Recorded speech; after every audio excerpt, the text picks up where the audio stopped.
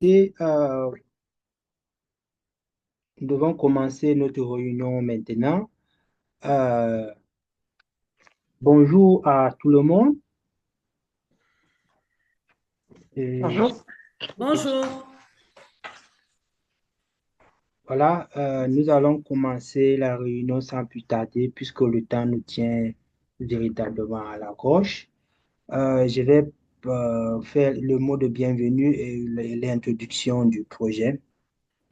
Et ensuite, j'espère que tout le monde a reçu le programme. Euh, voilà. Est-ce que vous avez des amendements, des propositions par rapport au programme?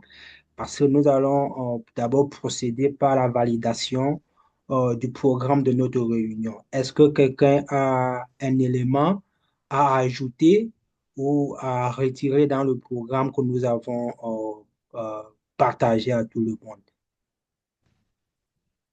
Bon, ça va de ma part. De D'accord, ma part aussi. d'accord, ça marche. Comme le programme a été validé, nous allons procéder directement au mot de bienvenue et à l'introduction du projet de constitution de pôle des effets. Bon, cela doit être fait par moi, Monsieur Bachirou Ndoya, que je suis. Je vais commencer par dire un mot de bienvenue, chers participants, distingués membres du comité scientifique, mesdames et messieurs. Au nom de la Fondation Princesse Moma Fora Njoya, qui est une ONG accréditée à l'UNESCO pour assurer des fonctions consultatives auprès du comité intergouvernemental de sauvegarde du patrimoine culturel immatériel de l'humanité, et fier représentant du groupe africain des ONG africaines en 2024, je vous adresse une chaleureuse bienvenue et à cette importante réunion en ligne. L'objectif de cette réunion d'aujourd'hui est double. Nous avons ces deux objectifs. Le premier, c'est de lancer officiellement le projet de constitution d'un pool d'auditeurs libres et indépendants. Et le deuxième objectif de cette réunion, c'est de valider les études de cas cruciales qui soutiendront ce processus euh, euh, pour mener des études de cas cruciales. Il faut le dire que ce projet s'inscrit aujourd'hui dans notre engagement continu à promouvoir et à vulgariser la Convention de l'UNESCO de 2003 pour la sauvegarde du patrimoine culturel et matériel au niveau local, national et international. Cela dit, le projet actuellement, la réunion d'aujourd'hui nous allons procéder d'abord à la présentation des différentes études de cas. Oui, euh, la première étude de cas qui est axée sur les méthodologies innovantes de collecte de données du patrimoine en situation de crise au Cameroun sera présenté par Monsieur Mohamed Saïdou, il est validé comme auditeur libre et indépendant qui travaille au sein de la fondation. Et Monsieur Amadou, lui, est expert consultant dans beaucoup d'organisations au Cameroun. Il a mené des études très variées dans le domaine culturel, économique, social et j'en passe. La deuxième étude de cas qui sera présentée s'intitule Explorera la sauvegarde du patrimoine culturel et matériel face au changement climatique et son lien avec l'architecture vernaculaire en Tunisie. Cette étude de cas sera présentée par le docteur Doula Laribi Dalalou. Elle est sous-directeur du patrimoine immatériel au niveau du ministère en Tunisie. J'espère que ils auront l'opportunité, elles et ils auront l'opportunité de se présenter dans leur présentation. Et la troisième étude qui sera présentée va analyser la gouvernance locale du patrimoine culturel et matériel dans le contexte de la coopération décentralisée dans la région du Sud Cameroun. Et cette présentation sera faite par Monsieur Onkel Bamezom Dieudonné. Il a un master en relations internationales, option diversité culturelle et, et il a obtenu ce master à l'Institut des relations internationales du Cameroun. Cela dit, lorsque le décor a été planté, nous allons, sans plus tarder, donner la parole aux membres du comité scientifique de sélection pour euh, leurs mots. Je vous remercie. Docteur Hazard, vous avez la parole. Merci à vous. Donc, j'espère que Docteur Désiré et Monsieur Samuel Rossi nous rejoignent tout à l'heure. En tant que membre du comité scientifique de sélection, je salue l'organisation de cette réunion qui notamment constitue une étape stratégique dans l'évaluation des initiatives proposées pour la valorisation du patrimoine culturel immatériel. Nous savons très très bien que nous sommes dans un contexte où les dynamiques du patrimoine culturel et matériel demeurent de plus en plus fragiles, évolutives et profondément ancrées dans les territoires. Chacun a sa spécificité. Et donc là, nous soulignons l'importance de cette démarche qui sera certainement rigoureuse, éthique et inclusive. Voilà, j'ai voulu passer par les attentes du comité scientifique par rapport à ces projets. Un premier point, bien sûr, que la pertinence culturelle et l'inscription territoriale de ce projet, chacun va témoigner d'une étude de cas spécifique et ancrée dans son territoire à lui. Donc, il va interroger certainement le rôle de la construction identitaire de ce PCI et sa transmission intergénérationnelle dans le cadre d'un développement local. Le deuxième point, je mettrai l'accent sur la qualité méthodologique et la lisibilité scientifique. Donc, nous verrons en tant que comité sur la clarté des objectifs de chaque étude de cas et bien sûr à la méthodologie donc conséquente par rapport à cette étude. Nous mettrons également en exergue l'impact et le potentiel de valorisation que ces études donc révéleront par rapport aux dynamiques de sauvegarde, d'innovation, de valorisation, etc. Bien évidemment, donc l'éthique et la représentativité et la participation. Si jamais l'implication des communautés donc sera la bienvenue donc pour les projets, elle sera certainement bénéfique par rapport aux résultats. Ce pool tel qu'il a été donc présenté par vous-même, mon collègue Bachirou, donc il ne saurait se faire sans l'implication donc de ce beau monde des participants que nous accueillons aujourd'hui et que nous remercions encore une fois pour l'initiative et pour la progression dans ces projets-là. Le comité il demeure pleinement engagé donc la réussite de cet événement-là et de cette entreprise collective. Et nous allons bien sûr échanger pour que chaque étude donc parviendra à atteindre ses propres objectifs. Voilà, en bref, j'ai pris la parole par rapport au comité scientifique, donc en ce qui concerne les attentes d'une façon générale. Encore une fois, merci pour les participants, donc pour les projets qu'on va discuter tout à l'heure. Bien à vous, Bachirou.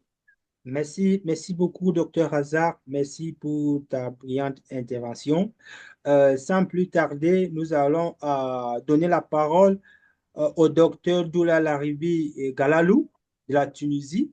Elle va nous présenter son étude de cas sur la sauvegarde du patrimoine culturel et matériel face aux défis de changement climatique rattachés à l'architecture vernaculaire dans une démarche durable et identitaire en, en terre tunisienne.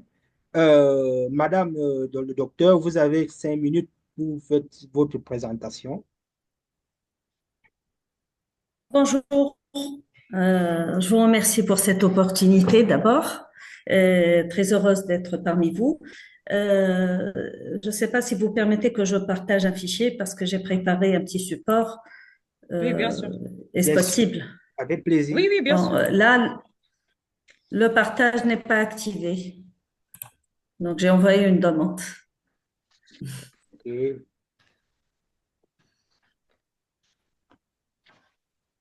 Ok, nous allons, bon, c'est autorisé. D'accord, très bien. Donc, là, je vais partager le fichier. Partager. Et voilà. Donc, est-ce que vous voyez bel et bien mon écran là? Oui. Oui. Très bien, très bien. Alors, je prends quelques secondes pour me présenter. Je suis docteur Doha Laribi Galelou. Je suis docteur en sciences de l'architecture. D'abord, je suis ancienne architecte de l'Institut national du patrimoine tunisien. J'ai restauré et j'ai travaillé sur pas mal de régions dans le nord-ouest tunisien.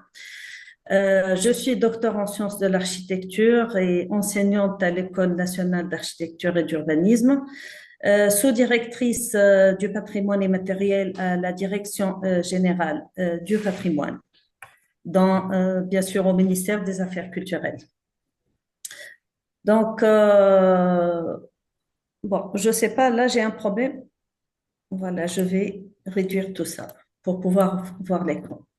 Donc, je traite d'un sujet qui est peut-être à la charnière du patrimoine matériel et immatériel, même si j'ai une très profonde conviction que c'est vraiment en continuité totale.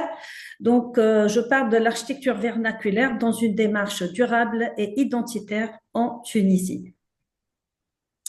Bien sûr, il faut rappeler que le patrimoine immatériel, selon la Convention 2003, c'est l'ensemble des pratiques, des représentations, des expressions, des connaissances, de savoir-faire, ainsi que les instruments, objets, artefacts, espaces culturels qui leur sont associés.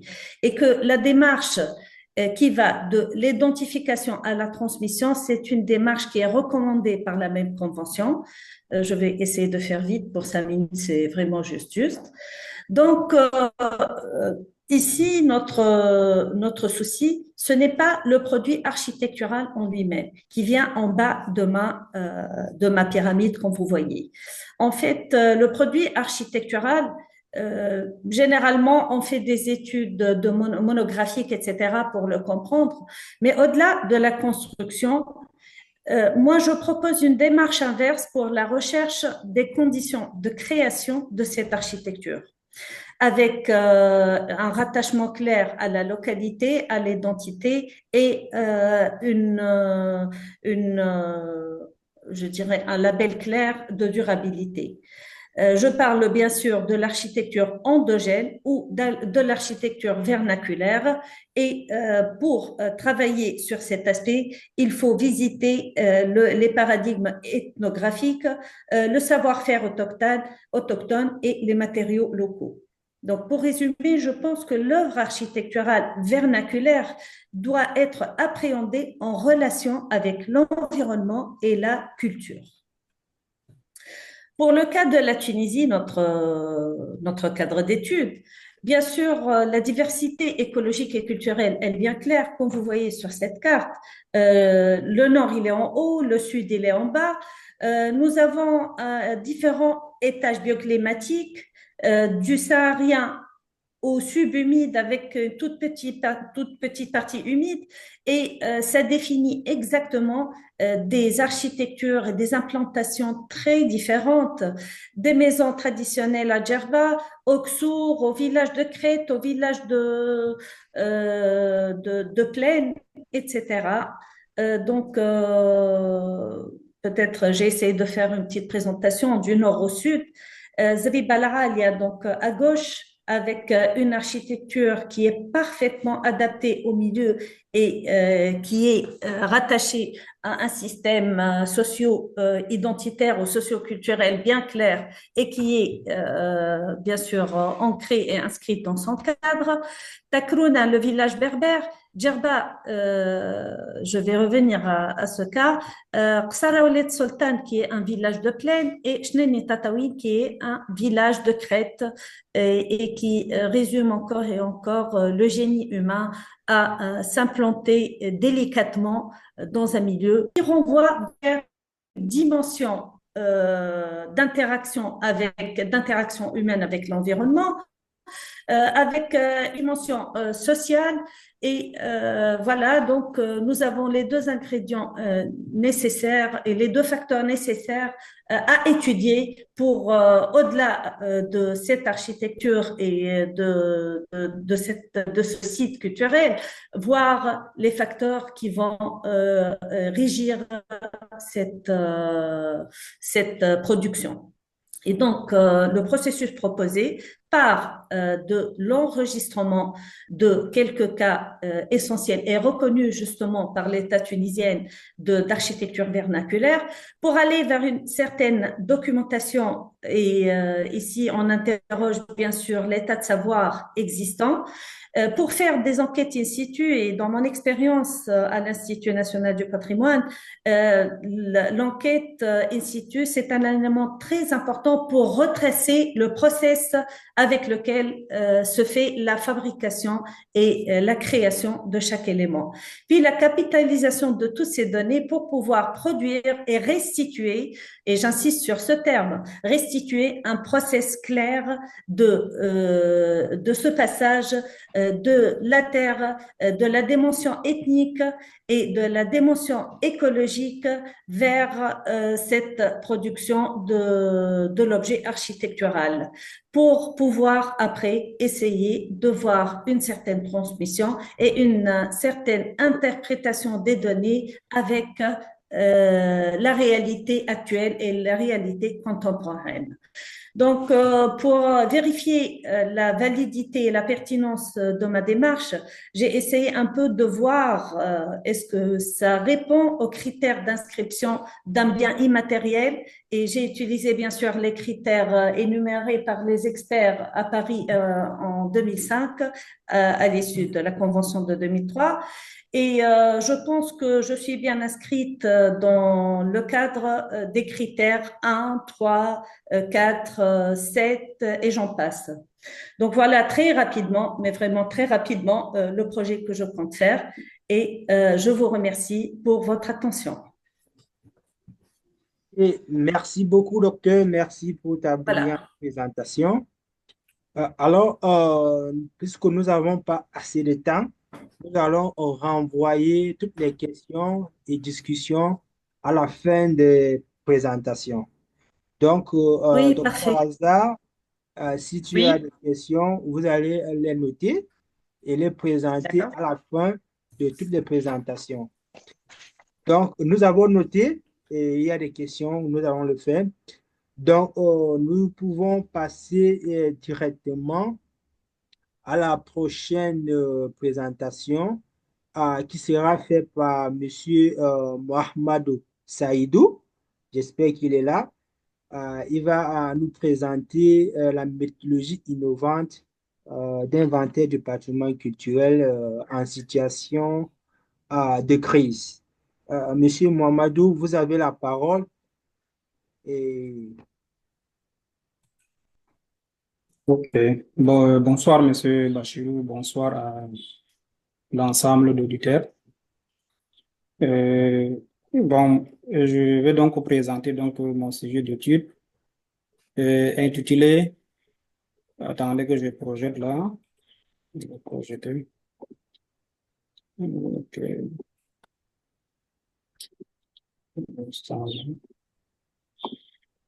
Portage.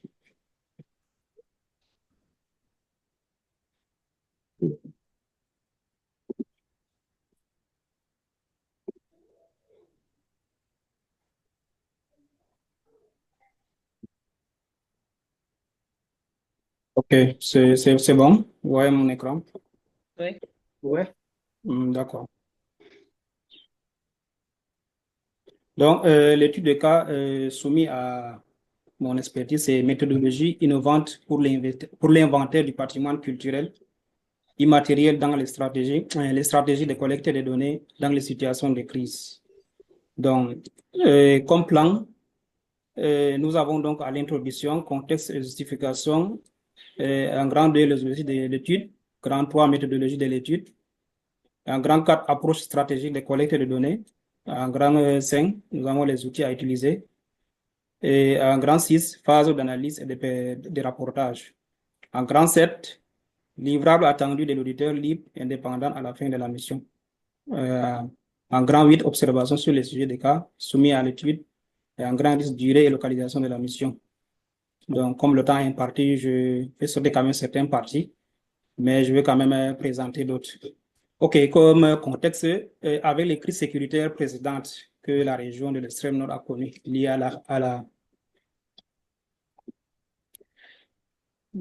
la secte islamiste Boko Haram, d'une part, et à la recrudescence des inondations causées par le débordement des eaux du lac de Mouva, d'autre part, le patrimoine culturel immatériel de ces jeunes en situation de crise se sent menacé et disparaît progressivement si aucune action de sauvegarde n'est faite.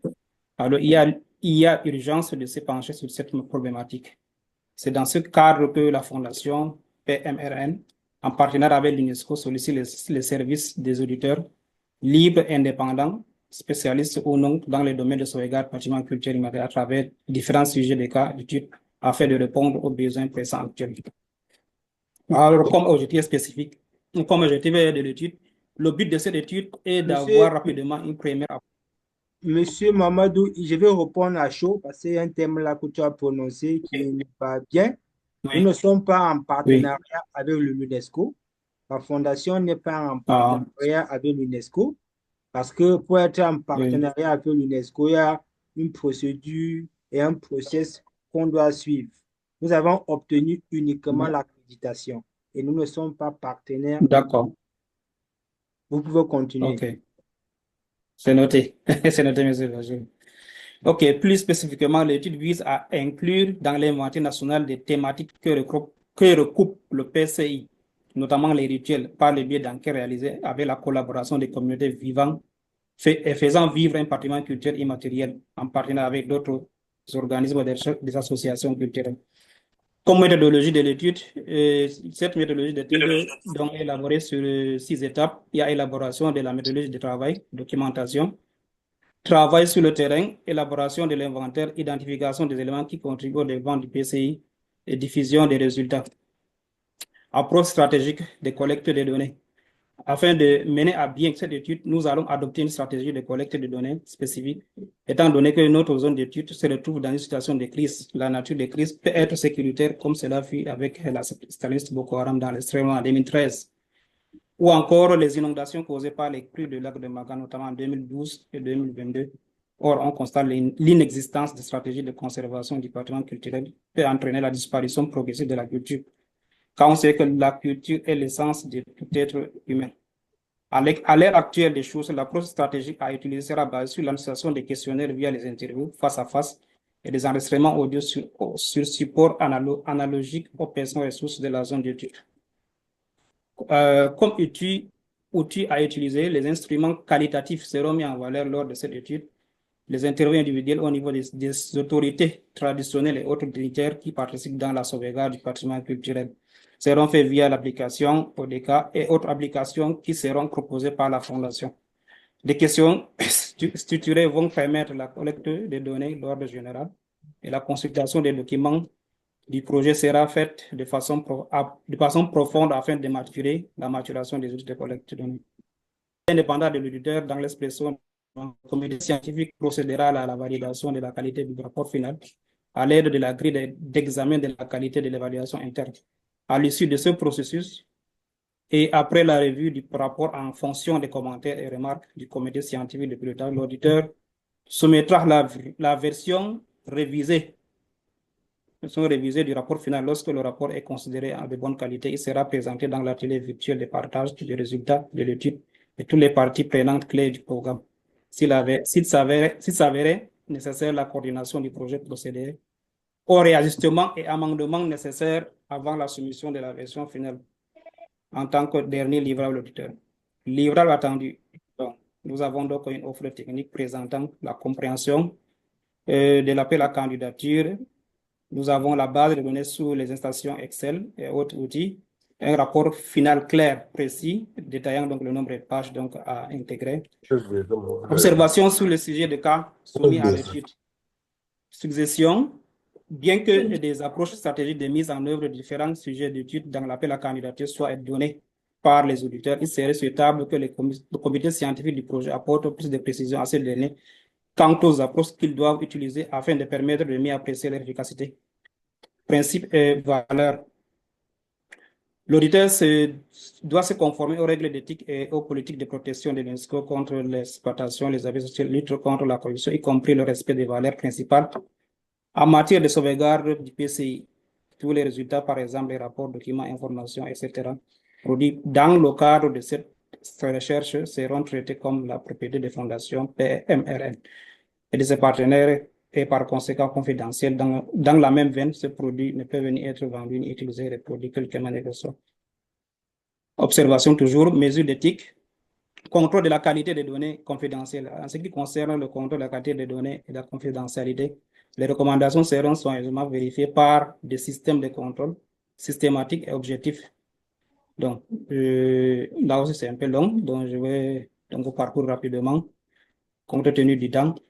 L'auditeur s'engagera à respecter, à garantir en toutes circonstances les aspects éthiques de confidentialité selon les normes. En ce sens, toutes les personnes contactées seront informées de l'exercice de son but et une autorisation orale préalable sera acquise pour garantir une participation volontaire, y compris si nécessaire pour l'autorisation d'enregistrement. Les visites suivront un protocole spécifique pour garantir que les personnes contactées soient informées de la nature de l'exercice, de la participation ou la présence volontaire sera toujours expliquée. De même, les aspects culturels, les sensibilités seront pris en compte et respectés en toutes circonstances. La confidentialité des informations fournies par les différentes sources, autres que les sources d'accessibilité générale et publique, seront assurées. Durée et localisation de la mission. L'étude des cas choisis, à savoir méthodologie innovante pour l'inventaire du patrimoine culturel immatériel et les stratégies collecte de données dans les situations de crise se déroulent dans la ville de Girvidik, arrondissement de Maga, département de Mayo-Danin, s'étendra sur une durée de 6 mois. De la collecte de données sur le terrain à l'élaboration des rapports finaux. Dans cette perspective, le calendrier suivant provisoire ci-dessous permettra de guider la mise en œuvre uniquement de l'activité de collecte de données. Néanmoins, il pourra être revu de commun accord avec le comité scientifique de la Fondation PMRN pour intégrer les autres activités de la recherche sur le sujet choisi par l'auditeur libre et indépendant. Donc ça, c'est le tableau de suivi des progrès des livrables. Donc, je pense quand même que j'en ai fini. Merci pour votre aimable attention. Merci beaucoup, Monsieur Mohamedou. Merci pour ta brillante présentation.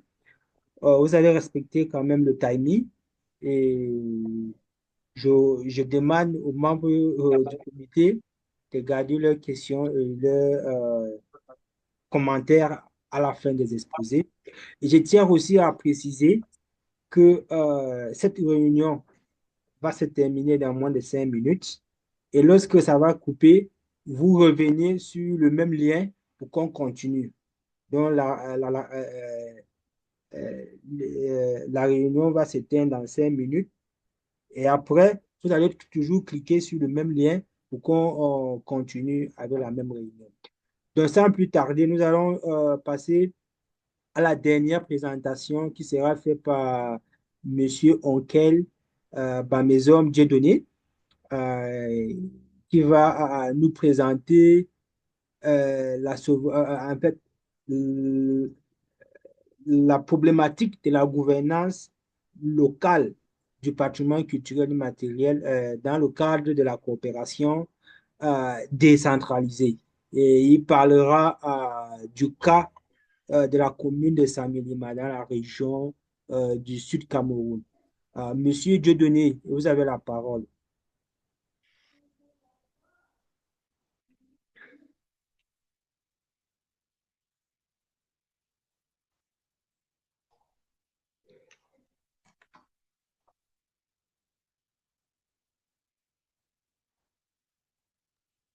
Merci. Vous me suivez? Oui. OK.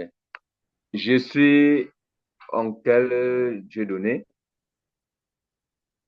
et je suis diplômé de l'ERIC, Institut des relations internationales du Cameroun, master diversité culturelle, paix et coopération internationale, auteur du livre La promotion des droits culturels en Afrique par l'UNESCO et l'ISESCO. Nous vous remercions pour cette opportunité que vous nous donnez par rapport aux études de cas, dans les différents pays, parce que la diversité culturelle, c'est une problématique importante dans le monde. Nous avons choisi comme sujet d'étude la gouvernance locale du PCI face aux enjeux de la coopération décentralisée car de la commune de Saint-Mélima. Comme contexte, nous avons choisi ce sujet parce que de plus en plus au Cameroun, les collectivités décentralisées sont au centre de la gestion des affaires dans notre pays, qu'est le Cameroun. Et de plus en plus, le niveau central transfère déjà ses compétences aux communes.